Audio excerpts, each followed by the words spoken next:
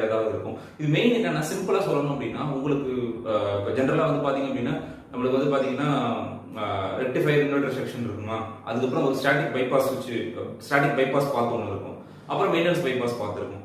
இந்த static bypass பாத் மூலியமா உங்களுக்கு வந்து பவர் வந்து எப்பயுமே உங்களோட லோடுக்கு வந்து போயிட்டே இருக்கும்.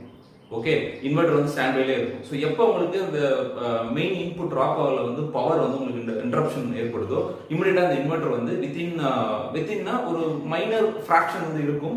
இது ஒரு சில எக்யூப்மெண்டால சென்ஸ் பண்ண முடியும், ஒரு சில எக்யூப்மெண்டால சென்ஸ் பண்ண முடியாது. ஸோ சென்ஸ் பண்ண முடியாத ஒரு எக்யூப்மெண்ட் எல்லாம் நீங்க யூஸ் பண்ணீங்க அப்படின்னா இட் இஸ் அட்வான்டேஜ். உங்களுக்கு வந்து 99% வந்து எஃபிஷியன்சி கிடைக்கும், 1% தான் லாஸ்.